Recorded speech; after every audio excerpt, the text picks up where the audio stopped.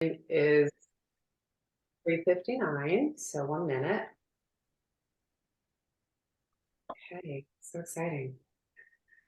Okay, I'm going to get us out of the practice session and into the actual webinar. So,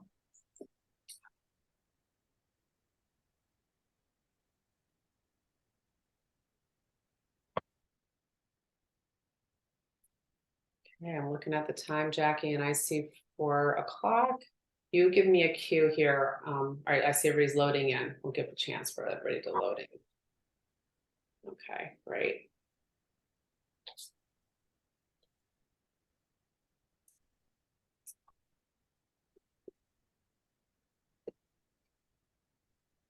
I should pretend to hand you the book so you can sign it. Yeah, and then I'll just put it on my shelf right there. Yeah, right there. That's great. Love it. Awesome. All right, we've seen people come in, and I am a stickler for starting on time. So as soon as I see I went to 4:01. So as soon as it goes to 4:01, that's my cue. I feel that it's really important to respect people's time. So thank you so much for joining me. I'd asked a while ago, I really was just so intrigued by this book, The Invisible Leader, that I reached out to Dr. Zach Mercurio and said, hey, do you think we could do something cool for CSHEMA and talk about this awesome book? And it's so impactful. And Zach, you were so gracious for saying yes to this idea and being willing to make time in your schedule to be with us today. And I just so really appreciate it. So first, let me start by saying thank you. Of course, Beth. Thanks for having me. Thanks for reaching out. I'm excited to be here. And I'm glad you said Shima because I was CSHEMA. wondering how you said it. Every association has a different way of saying it. So I'm glad the word is Shima. Awesome. And did you want to record? Are you hitting record on your end? It's recording. Oh, we're recording. We're good. We're Yeah. going. Awesome. All right. Thank you so much. Well, yeah. So it's CSHEMA. Not that you have to refer to us often when you're going about doing your world tours, but feel free to say you had this amazing experience with the folks from CSHEMA. We won't hold that against you if you want to do that.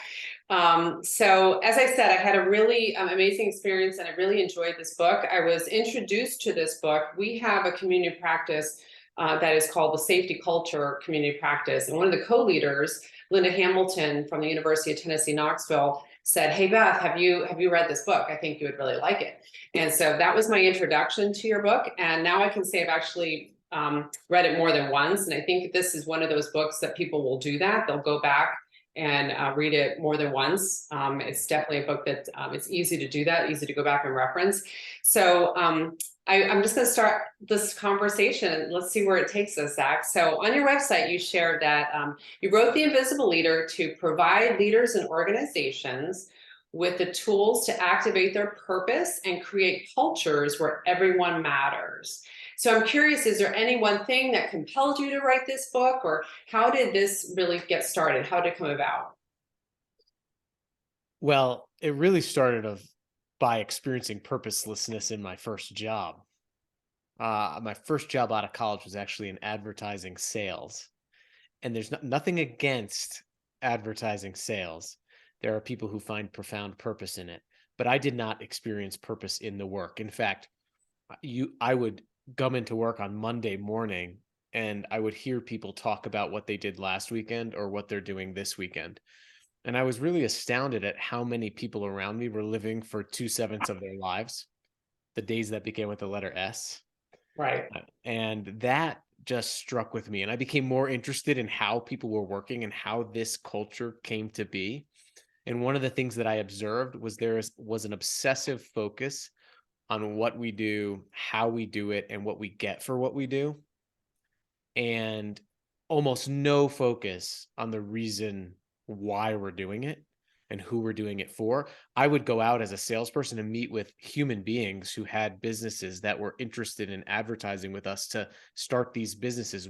For some of them, it was their lifelong dream to get off the ground. But when I went into sales meetings, we would talk about what can we get from them instead Right. of how can we help them.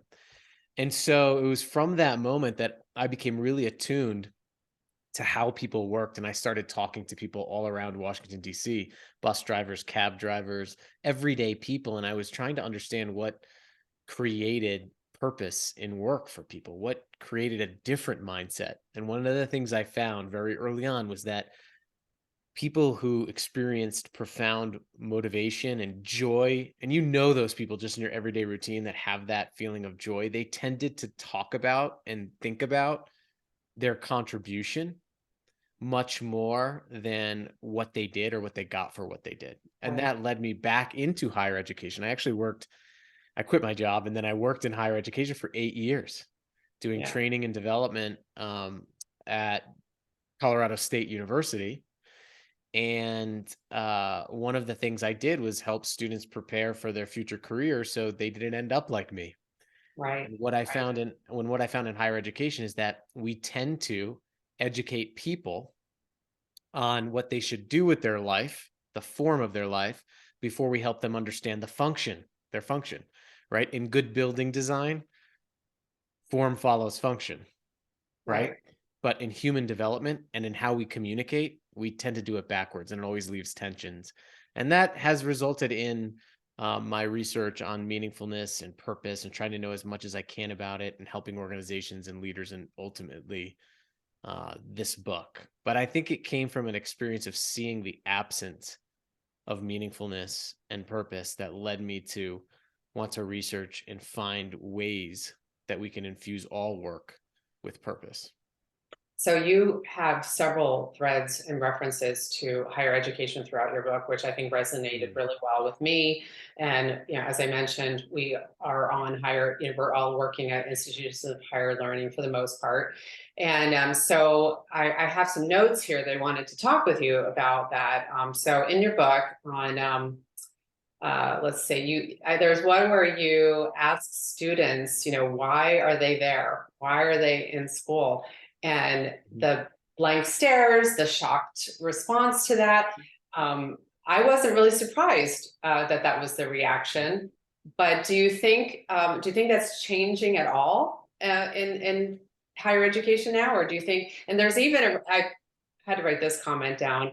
You also make a reference that someone else you read, another author, says that you may make a reference to college students who have become good at following other people's advice, or in quotes, excellent sheep. Mhm. So what other thoughts do you have on that? A lot has changed since I was in college, but I'm not sure I was in touch with my authentic purpose and any of that during college, right? And that line really stood out to me. So Yeah. what are you thinking about that today? Yeah, I mean, actually, we're seeing the results of it now. Mhm. We're seeing the results of people following other people's plans for their lives. We're seeing the results of colleges turning into vocational factories right now in student mental health. What feelings of like anti-mattering and like I don't matter, I don't have a voice, I don't have unique talents, I don't have unique gifts, I don't have a unique function, I don't know my unique strengths other than I'm supposed to get this job that's supposed to pay me this amount of money. That inevitably results in despair. And feelings of anti-mattering often result in either acts of desperation or acts of withdrawal. And we're seeing that amongst college students. There's a largely an existential crisis, and we're seeing people opt out of college Yes. for a number of reasons. One is because they can go get in touch with, if they're interested in something, they can go on YouTube and learn about it now. Right. In some ways, in more personal ways than happens in a university. That said, what I do think that the university has is, and colleges have, is they have the ability to create environments because people are together that give people the evidence of their significance. And so I think there's a lot of hope. Um, but I also think that students are wanting more. Yeah. Gen Z, for example, research just came out. They're the loneliest generation, most socially isolated generation. That plus a desire for purpose and meaningfulness that's been heightened from the pandemic, has resulted in this demand, right? This demand for dignity, demand for purpose, demand for meaningfulness. a demand for a reason for why I'm here, and Right. for colleges to deliver on that. Right. I did a whole paragraph on exactly what you just talked about. Mm. You write about the purpose effect, and you cite research that supports that those with clear purpose may be healthier, they may live longer. And that's the same for organizations with clear Mhm. purpose. They're healthier, they last longer. And so, and there's also references to contentment in that too. Mhm. So I think about that in alongside the package of students in higher education today in the post-COVID world. We are seeing record-breaking mental health challenges that have Yeah. never been encountered before in higher ed, and we're faced with, as institutions, with grappling with, is it, do we need to be focused on increasing more support resources? But I feel in many ways that as an institution of higher learning, we should be exploring, how do we build more resiliency in this generation? How do we help them to become, rediscover what it means to be gritty? And in this case, how do they find authentic purpose? And what can we do in institutions of higher learning about helping students find their authentic purpose? So, do you have any thoughts on what you think universities could be doing? And you even mentioned social aspects of that, but what do you think universities should be doing, or have you identified any gaps there? Yeah, I mean, for universities, I think that number one, there's a big difference between having purpose and being purposeful, Mhm. right? You can find your purpose, but not be purposeful. Mhm. So I think faculty, staff members, people at every level of the university that interact with anybody should focus on this idea of being purposeful. Because when an individual is interacting with someone else, and that person, that staff member, that faculty member is there just to get through to the end of the day, or to get through the term, or to get through the semester, or to get through that meeting with you. If they aren't purposeful, it's going to be very hard for then you to uncover your purpose. And that's why environment and social aspects are so important.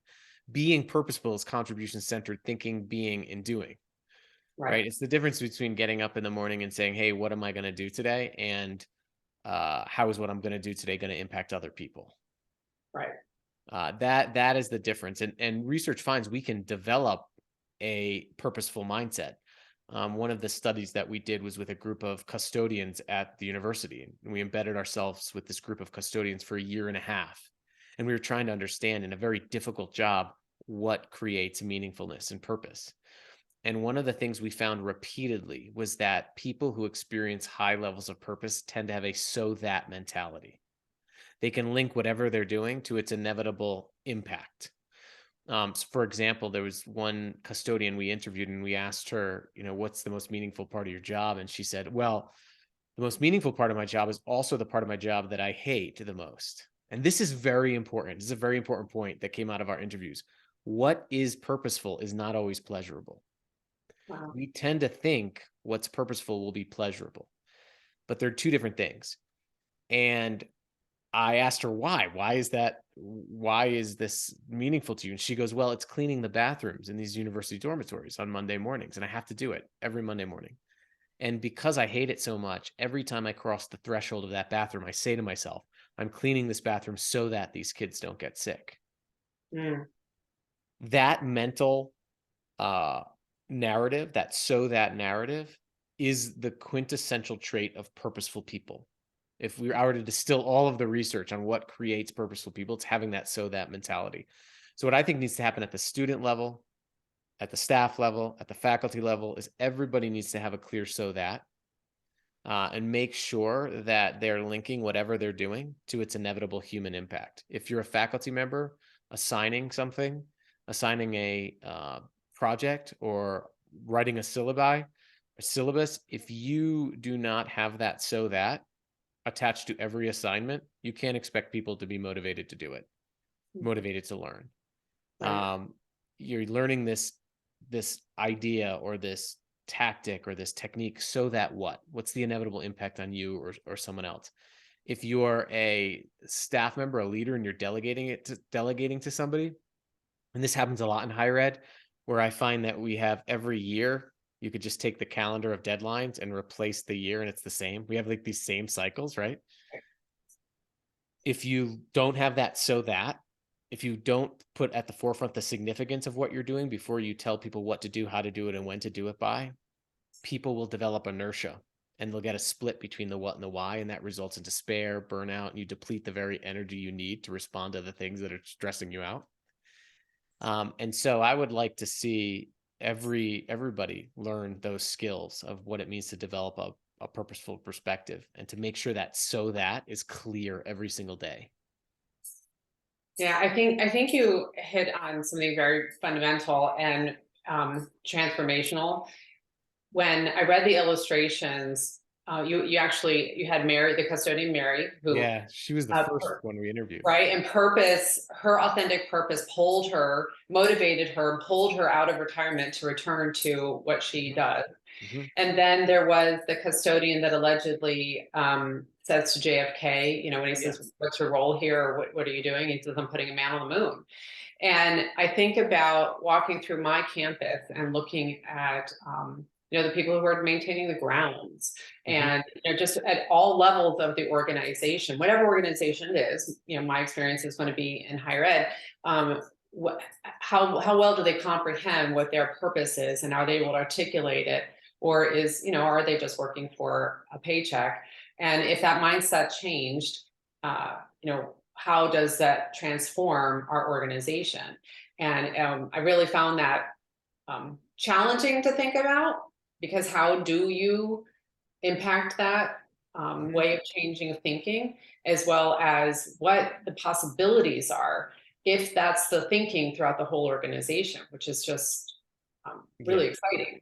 Well, all of the organizations probably listening have some version of "we exist to educate future citizens of our world" as their stated purpose. Sure. Right? Could you imagine waking up on Monday morning being like, "Oh, it's Monday. I got to go to work today and help educate the future generation." Or it's hump day Wednesday, only 3 more days left of educating the future. Cannot wait for the weekend. It is very easy to know a mission statement and wish it was Friday. It's very hard to believe in an other-centered purpose and wish it was Friday. I'm saying the weekends are great, right? Rest is great. But what we're missing, especially in high-purpose organizations like higher education, is we're missing the belief in the purpose that pervades every day.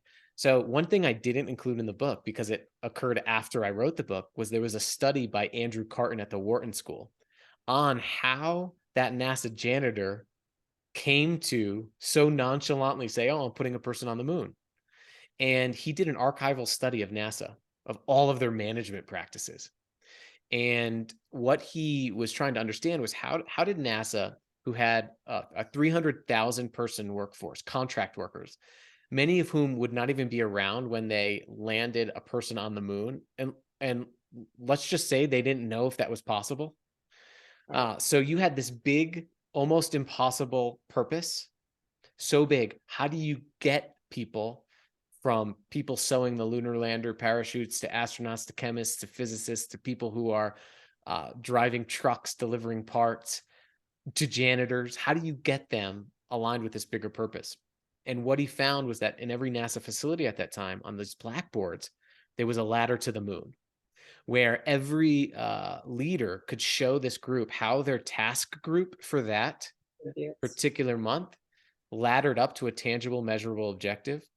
Wow. How that objective made a tangible, measurable objective possible, and then ultimately how it would put a person on the moon by the end of the decade.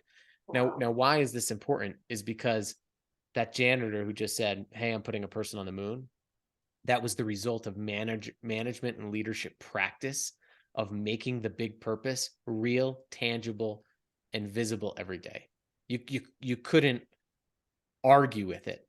And so, correct me if I'm wrong, many of the people in your world, your organization, is there a lot of compliance and regulations? Yes. Right? 100%.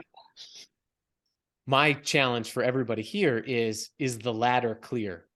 When you go into a lab, for example, does everybody know the bigger purpose? And can you link what you're asking people to do to tangible, measurable objectives that ultimately align to your moon mission? Because if it's not clear, then people will just know, safety is important Right, versus knowing exactly how what I'm doing today could potentially send someone home to their family safely. right. I can safely say that I actually use this without even thinking about it yesterday in a meeting. We were discussing a problem we have, and we need to change some behavior, and we're going to modify some training and implement some new things. And I realized I said, what's really going to be key to this is we need to help them understand why what we're asking them to do matters, Mhm. why, where this all goes at the end. They need to see the whole thing, even though their part of this is really short, but what we're asking them to do has major impacts way down the line, including even in the impacting the environment. And Mhm. so we need to include that information up front so they understand when we're asking them to do this task, the purpose and meaningfulness behind it.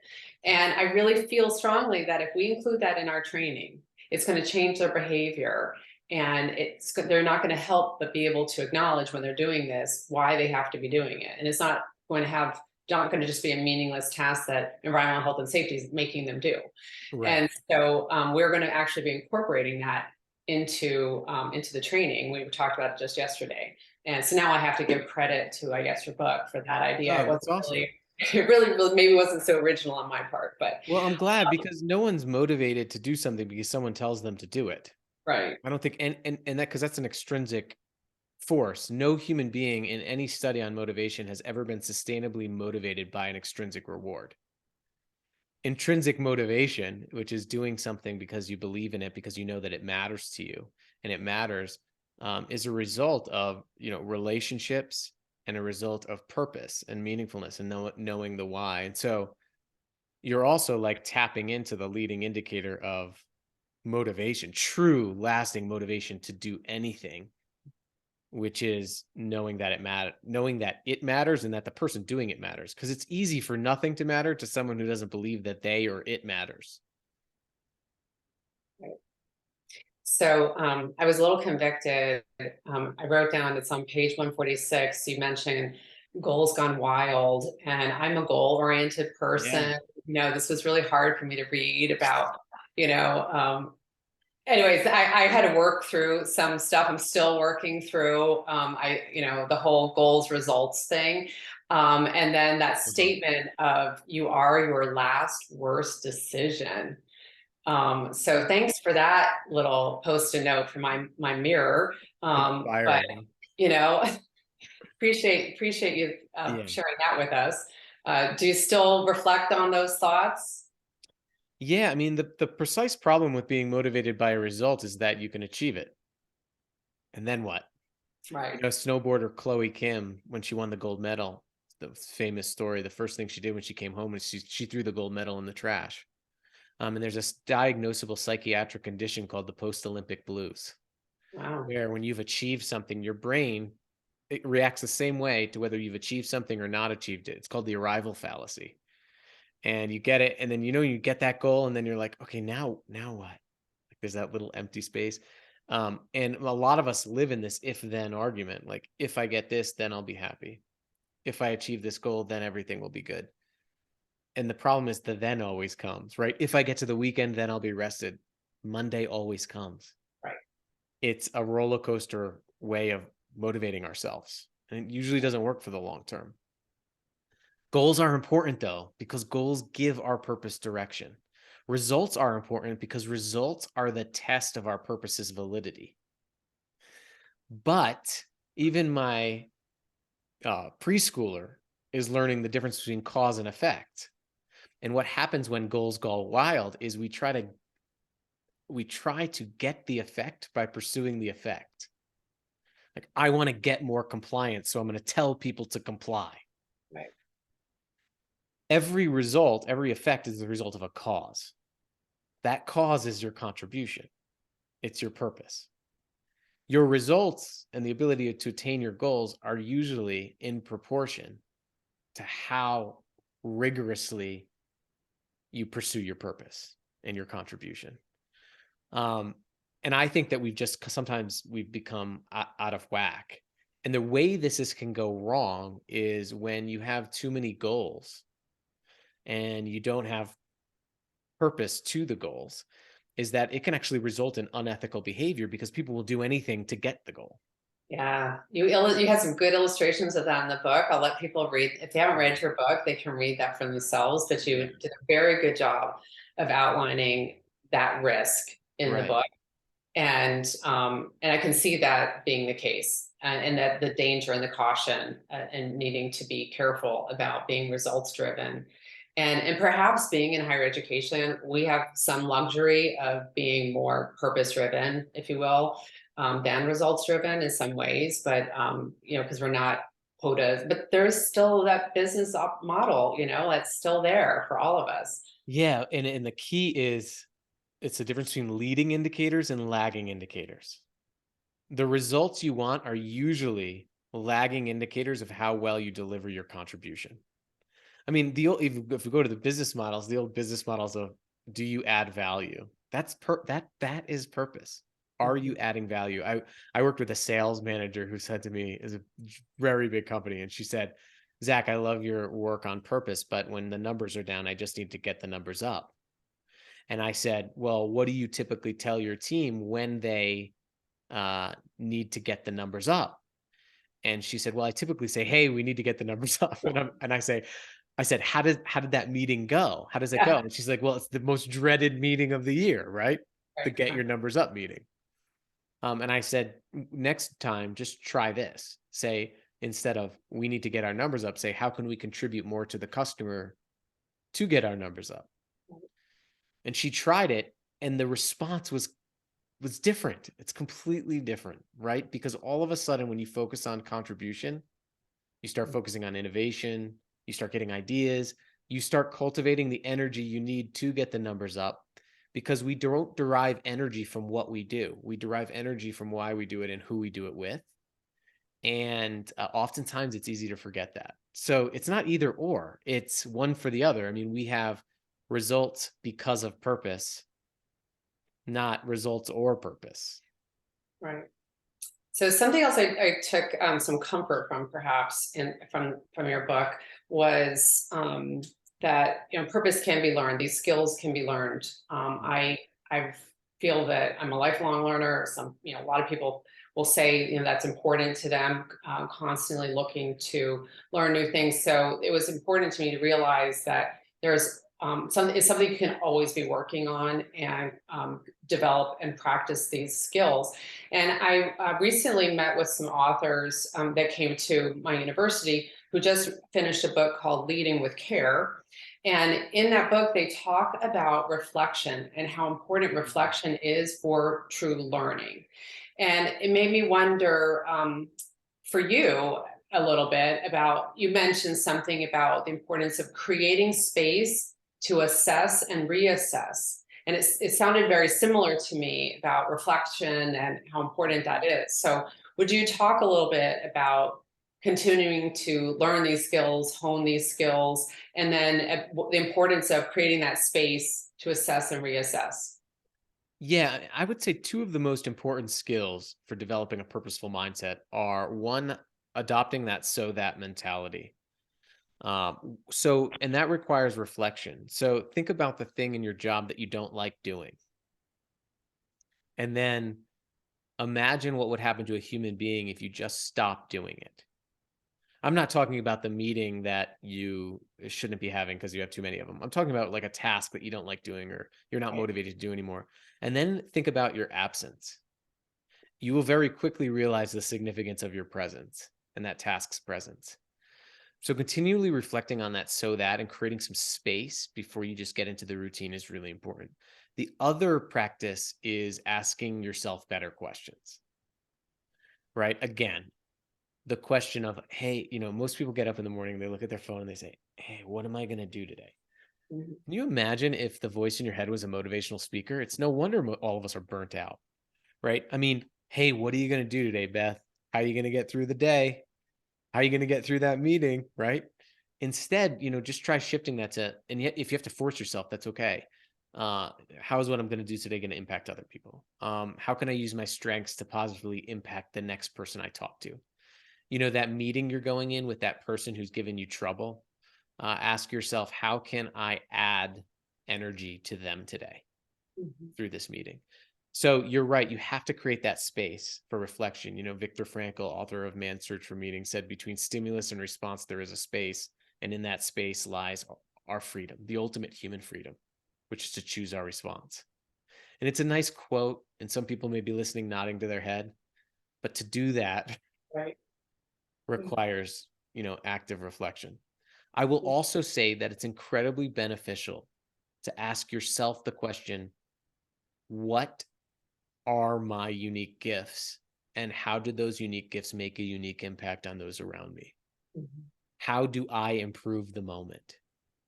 How do I improve conversations around me? And in some way, and there's a template in the book, stating that purpose and putting it somewhere where you can see it is really valuable. There's a lot of people out there that have done mission statements, personal mission statements, or purpose statements, or, you know, start with why statements, and it's fine. But when I go ask them what their statement is, they're like, "Oh, let me go look for it in my filing cabinet," or it's at the bottom of an email Right. signature, and they Yeah. can't tell me, right? Yeah. If you want to believe in your purpose every day, you have to see it every day, because what's in our environment determines what we believe. And so I really advocate for people, especially people who say, "Oh, Zach, you know, stating my personal purpose, that sounds kind of cheesy." This is especially for you. This is especially for you. So put it somewhere where you can see it, state the contribution you want to make, look at it, read it. When you get stressed out and you're about to respond to an email angrily, read your purpose. Because, for example, Beth, what's the purpose of CSHEMA? What's the mission? Well, we serve environmental health and safety leaders in higher education. So, Yeah. Yeah. but So, it's interesting you say that, because I made a note about CSHEMA and our purpose, because on page 82 you talk about the purpose audit. yeah. Yeah. And why does your organization exist? And so it gave me the opportunity for some reflection on this. And we even talked about it at our last board meeting, talking about the purpose of CSHEMA, and not just reflecting on that, but really reflecting on, what if CSHEMA didn't exist? Would Yeah. anyone notice? Would there be anyone who cared? And I think that I speak for many of us involved in this organization, that we feel very passionately that we are here to serve each other, support each other in doing our jobs, so that we can keep the students, faculty, and staff safe on our campuses. That's our role. And CSHEMA is there to help support those individuals in achieving that mission, achieving that goal on their campuses. And but you know, this challenged me to think about the why. Why does CSHEMA matter? What difference are we making in the lives of people? Your book challenges you to put that human being at the end of the why, of the purpose, right? And what difference are we making? And I would love to, we'll have an opportunity for people to chime in maybe and talk about, you know, why does CSHEMA matter? And as I reflected on that a little bit, I started thinking that CSHEMA, the purpose actually can change for people based on where they are in their career. Yeah. So we have individuals that are starting out, and they really need to network with professionals that have done this already and are ahead of them in their career. We have individuals that are looking for more, looking for opportunities for leadership and development, and giving back, and maybe that helps give them a sense of purpose, and we're the right home and partnership for that. So I had a lot of fun considering sort of the purpose of CSHEMA. I hope everyone on the board of trustees has a copy of your book. And great. so perhaps they've gone through similar exercises and challenged themselves to reflect on that. Yes, but it's a lot of fun to really ponder why does your organization exist, and do that sort of purpose audit. Right. And then I think the other thought that came to me about when you were talking just now is knowing your purpose, you said, is 1%. But Yes. believing your purpose is 99%. And And that's so, where yeah. the transformation happens. And what I was saying, like, imagine if you're getting stressed, you're about to send that email, and then you just glance over and you say, "Oh, I exist to keep human beings safe. Yeah. How am I going to respond to this email?" Right. Your brain starts making different decision rules of how it behaves when that purpose is out in front of you. And I think that what can happen, especially in work like yours, like your work is inherently good, right? Like you have a purpose. I mean, you literally keep human beings safe and you enable research to continue that is doing amazing things, even beyond what you could ever know. And one thing that can happen is the good work can become routine work, Right. especially when you have in a high purpose field. It can just be routine. I work with trauma surgeons who have meaningful jobs, obviously, but don't experience meaningfulness in their jobs anymore. Mm. And that meaningfulness in the job comes from putting purpose into action. But one of my favorite questions is what you alluded to. One of my favorite questions is, what would be lost if you disappeared? What would be lost if you disappeared? Because again, when you think about your absence, you're often reminded of the significance of your presence. So on page 134, you talk about the importance of storytelling and sharing and how that shares impact and is and how important it is. So this past fall, we did a symposium and the whole theme was storytelling. And I'm now reflecting as I put this in context with your book and the purpose of CSHEMA, that we offer scholarships. We go back and ask those scholars, the recipients, how did that scholarship impact them?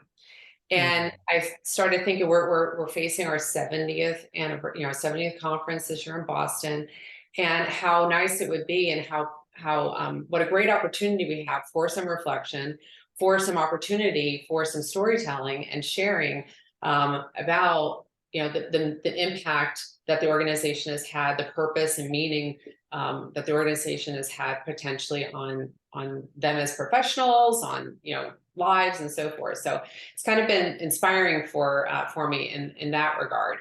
But I'm going to glance through my notes, make sure I don't have anything else I wanted to hit before I open up. And I love where you also, where you talk about what's your problem. That I love the way the name of that chapter starts off. Although really what you're talking about is what is the problem that needs to be solved, right? That what is the purpose for the work, and how do we achieve an awakening of purpose in fixing or solving the problem? I think that was really helpful in trying to help people identify how to awaken purpose, because I wonder how many people get stuck on that, trying to figure out how to identify purpose or awaken purpose. Do you think that happens? We mix up purpose with results. Mm-hmm. And we mix up what we think our problem is with the solution.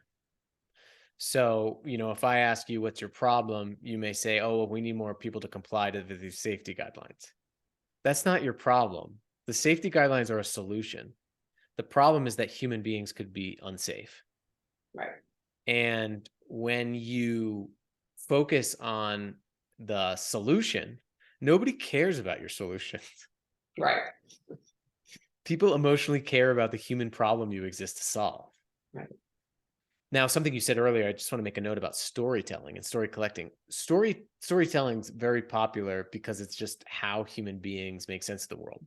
We often focus on the emotional effects of storytelling, but storytelling does something even more powerful, which it is that it gives people the evidence of their significance, right? Those stories of impact, when you tell stories and show people, allow people to see and feel the upstream impact of their work, Right. Of their actions, you give them the gift of the evidence of their significance. So telling and collecting stories of the work's impact regularly is powerful. Yeah, I agree. I think so much. Last two things I wanted to hit on, and we don't have to talk about this in great depth, but you mentioned gratitude. I'm a huge gratitude person.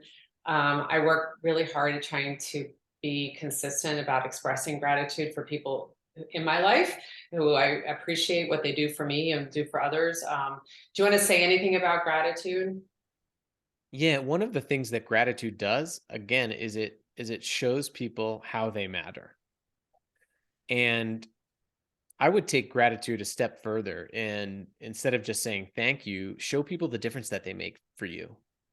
There's a great framework of when somebody does something for you, describe what it was in detail, name one of their unique strengths they use, and then show them the story. Tell them the story of the impact that it had on you.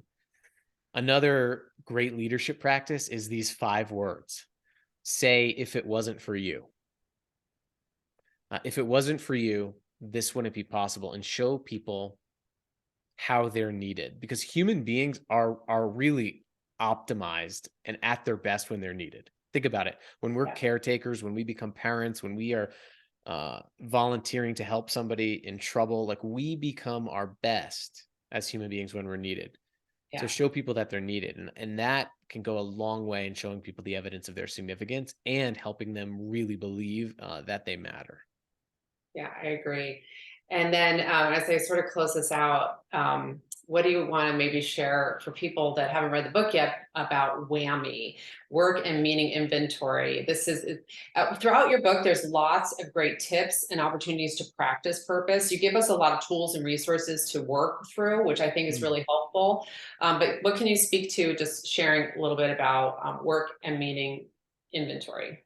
Yeah, one of the places I do research at is called the Center for Meaning and Purpose at Colorado State University, and one of the heads of that center is Dr. Michael Steger. He's world-renowned meaningfulness researcher, and him and colleagues created and validated an assessment that you can take to help understand the level to which you experience meaningfulness in your work. And it's called the Work and Meaning Inventory. But the key is that it focuses on 3 areas. So meaningful work arises from 3 essential experiences. One is that the work actually helps us make meaning in life. It adds to our life. It doesn't extract to our life. The second is that it's significant to us. We experience significance in it. We know that we're significant, and we know that what we're doing is significant. And the third piece is that it serves a greater good, that we can see the greater good very clearly. What's powerful about those 3 things is that at the individual level, you can ask yourself those questions like, Right. do I see the greater good? Do I feel significant? And is this work adding to my life or extracting from it? Those are very powerful questions. Yeah. And as a leader, you can actually, research finds, you can actually make those pathways clearer for other people Right. through a lot of the things that we talked about. Yeah. So every month in my newsletter, I spotlight a book. Your book's already been spotlighted. And ever since we secured this opportunity, you've been in the newsletter as we promote you and this book. And it's been really inspiring. So I'm curious, what books do you like to read? Is there any book you're reading right now? Is there anything that's a book that you've read that's had a major impact on your life, or you would share as an inspiring book? Yeah, A Man's Search for Meaning by Viktor Frankl Yeah. is really the foundational book on meaningfulness and purpose. There was a question that actually came in on how do you inspire people to find their purpose when they're constantly asked to do more with less and in a reactive mode most of the time. And what's powerful about Man's Search for Meaning is Viktor Frankl is in some of the most hellish conditions imaginable for human beings, in a concentration camp. And he's a psychiatrist as well. And what he found was that people who survived actually were able to think about helping other people and to think about that meaningfulness and to use meaning as the lens through which you experience hardship. It doesn't mean that you go out and help people more, because if I did that, I'd be coming back next month doing a session on compassion fatigue. That's not what being purposeful means. Right. Being purposeful is having that "so that" as the lens through which you navigate the difficulty of life. I'm stressed out, or I'm stressed out so that I can help people be more safe. There's a big difference. And I think even Viktor Frankl in his book really speaks to that "so that janitor, revealed to us in our studies. Right now, the book that I'm reading right now is Together by Vivek Murthy. He's the Murthy. He's the U.S. Surgeon General. And in October 2022, the U.S. Surgeon General, America's top medical doctor, for the first time weighed in on what needs to happen in our workplace to improve mental health of the nation. Mm. And one of the cruxes of it was meaning and purpose in work. Wow. So this is very timely right now. And the fact that America's top medical doctor weighed in on it and stated it, everybody should be paying attention. Huge. Yeah, absolutely huge. So I'll if anybody has any questions, feel free to chime in a Q&A. I'm also very curious, do you have any projects that you're working on? Anything you want to share with us, or you're just busy traveling the nation, coaching people on purpose? Yeah, we are working. There's two things. We have a study that's going to be coming out that's under peer review right now. And we researched over 1,500 employees, and then we researched what their leaders did. And then we researched their levels of experience, meaningfulness, mattering, intrinsic motivation. And we were able to uncover several practices that account for almost 40% of whether someone's going to experience meaningfulness. Wow. That's tied to their leader, their direct leader.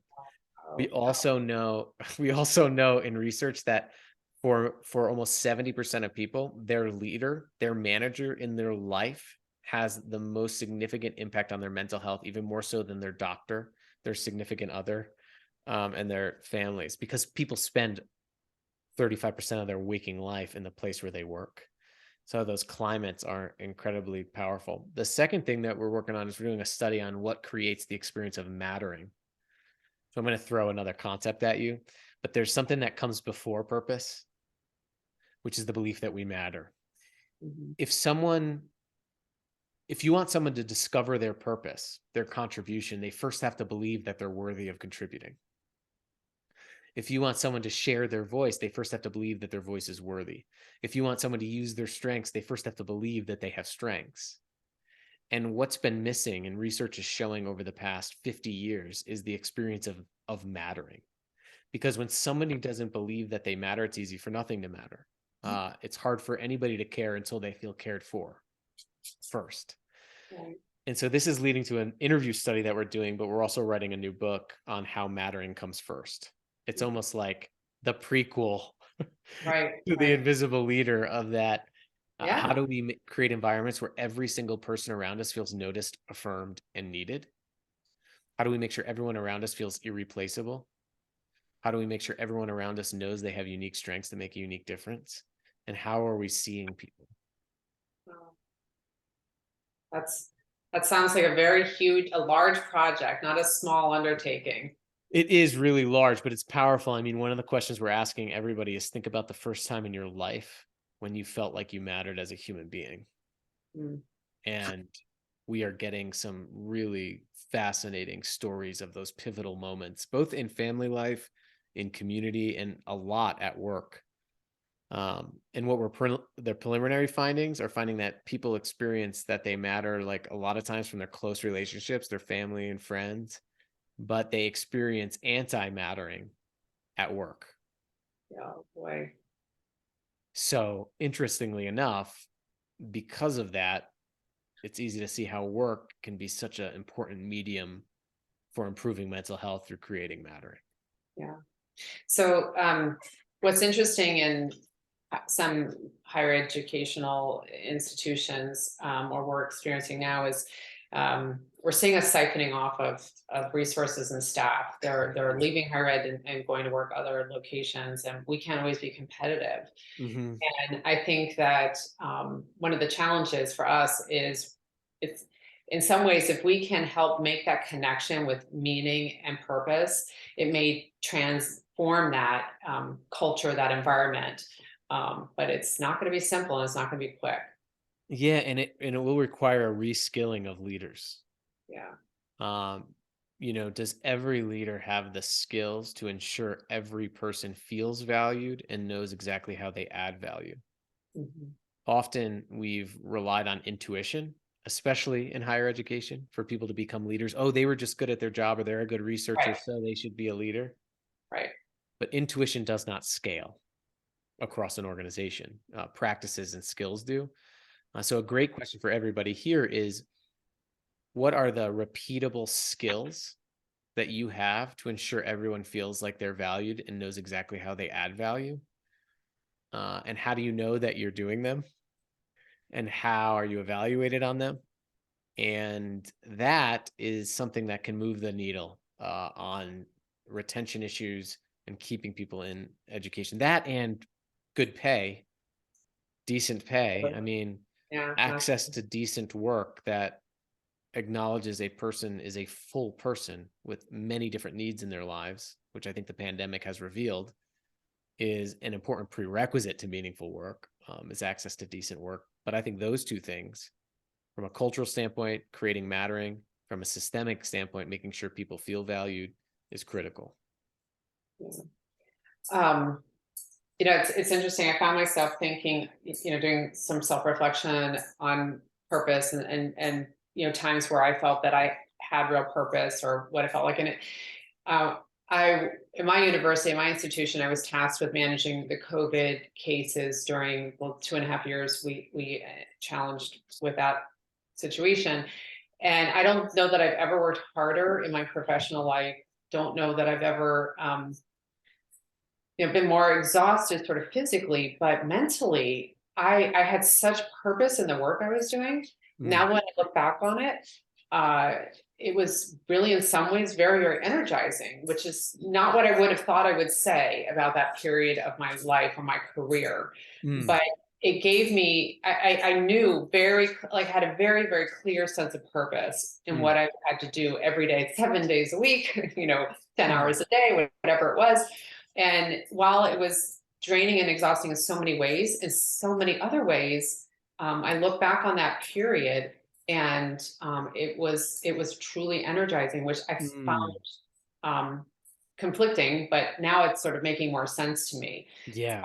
Because I was feeling and recognizing without naming it, that there was very clear purpose for everything I was doing every morning I got up. And so I can see that and put it together now. I wouldn't have been able to have the words for it before, but now I feel like I understand it. So we have a survival instinct to matter to others. Yeah, right. Yeah. You know, like if you didn't procure mattering to a caretaker as a baby, you wouldn't survive. And that survival instinct to matter never goes away. It's just like eating. Unfortunately, we don't think about it. You know, some people say, Zach, this mattering stuff and purpose stuff seems touchy-feely. It's about as touchy-feely as feeding someone who's hungry. And oftentimes it goes under recognized because we think, you know, when's the last time you thought about last week and remembered what you ate, right? We just don't consciously think about it. But when we bring mattering and purpose to consciousness, to explicit awareness, it allows us to really look at where are those gaps in our lives and other people's lives. This fundamental need. So we have somebody from UT Chattanooga chiming in here saying, Nice. do you recommend having meaningfulness conversations in every department or individual staff meetings, which many times seem solely focused on production? And I actually had a note here. This was really more of a note for myself about approaching every meeting with that mindset, because there's something in the book about what if you walked into every meeting and instead talked about the purpose instead of the results. I think I'll look for it, but I'll let you address that question. Yeah, there's two things. One is meaning is crafted in our interpersonal relationships. One of the most important relationships is the relationship between a supervisor and the supervisee.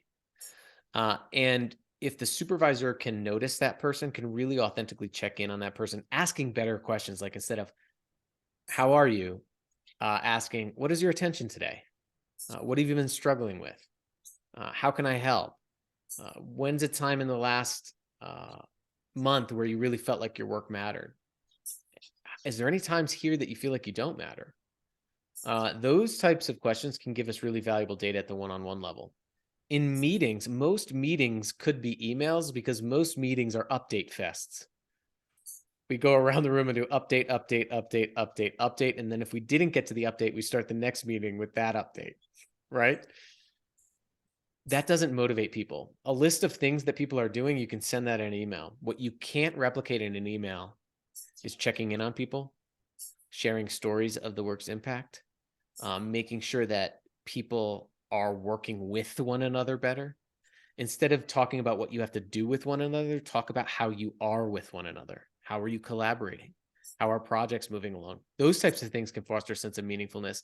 And I would say making sure every meeting has an element that tells a real story or gives some concrete evidence that the meeting itself matters, Right. right? What's the significance of this meeting? Why is it necessary?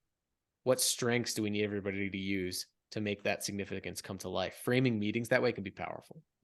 Yeah. So it sounds like you would say we can really do both. We can have meaningful conversations in meetings. We can also and should be having meaningful conversations with individuals. That's it's necessary to really do both. Yeah.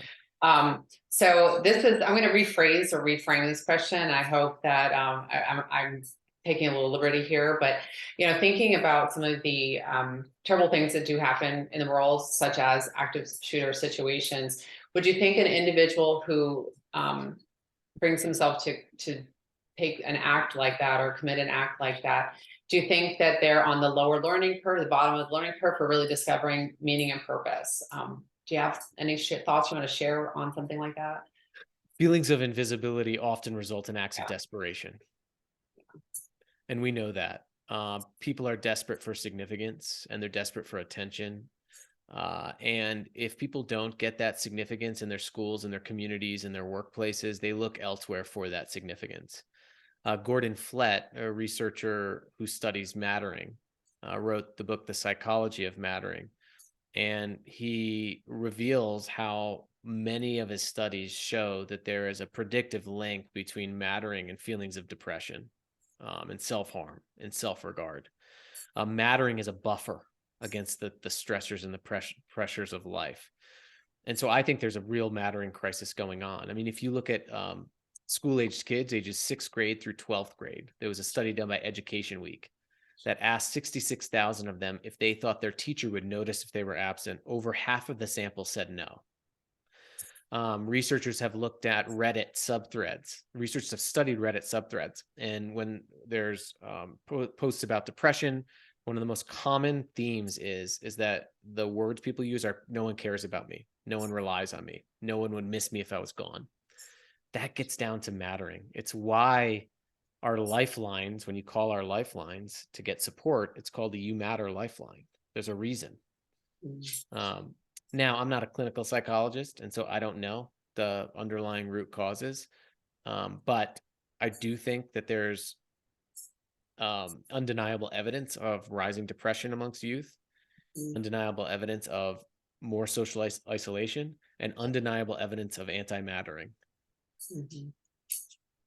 Yeah, so the work that you're doing with the Institute really will make potentially a huge impact in the future. It's really important work. Yeah. So I'm reading that someone's asking about, a supervisor who says one thing, maybe doesn't really show that in actions. But I really think the question here is for the employee. I'm curious how you'll say this, but their purpose isn't going to be associated with the behavior of their supervisor necessarily. So the question is, how does an employee find purpose and meaning in working? And we can still achieve that individually as an employee. I can still achieve that independent. I can seek out my authentic purpose, my meaning, my purpose, regardless of the behavior necessarily of my supervisor. They're not impacting my purpose so much. What do you think about that, though?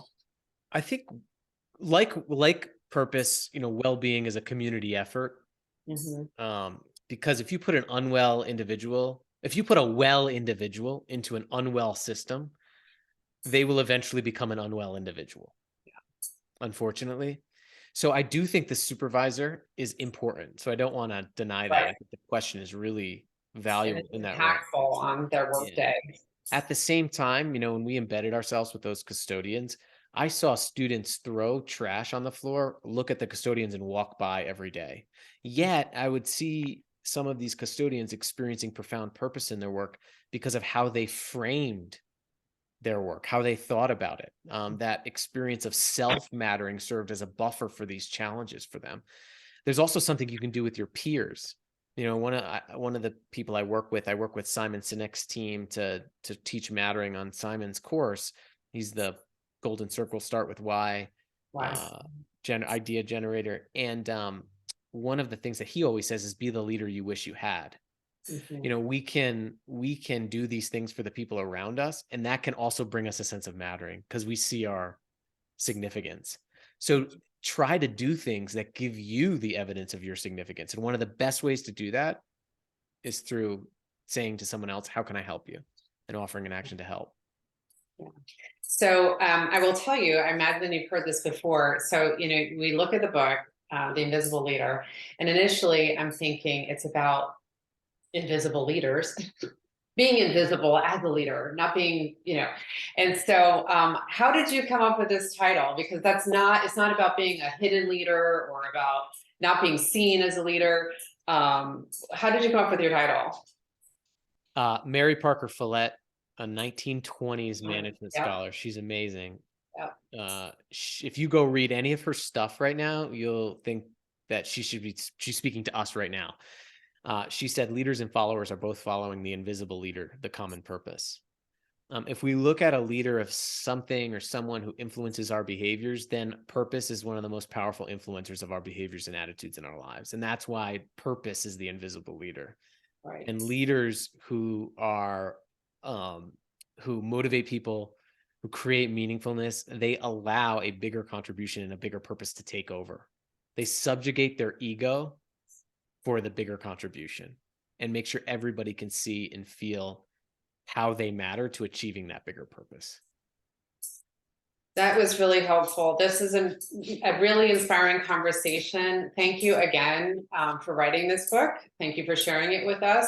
I was going to give you the opportunity if you wanted to close this out by addressing the 3 elements of building meaning. So you typed your answers for us, right? I did. Yeah. Okay, great. 3 things is noticing people, showing people that they're affirming people, and showing people how they are needed and indispensable. Awesome. That's a great way for us to wrap up this conversation. Thank you again for your time. I follow you on LinkedIn. I hope other people do. You are very generous with posting inspirational moments, and we appreciate that. And maybe we will see you one day live and in person. That would be really amazing. I would love it. Thank you. Thanks for your thoughtfulness and thoughtful questions and for reading the book. I appreciate Yeah. it. Oh, well, I'm glad that I was introduced to the book, and it was my pleasure to hopefully introduce the book to others, and hopefully they'll get a lot of value out of it, just like I did. I really appreciate it. Outstanding. All right. Thank you all for joining us. We really appreciate you. So, all right, everyone, have an amazing day and go be a thoughtful and purposeful leader. Thank you. Take care. Bye, everyone. Thank you.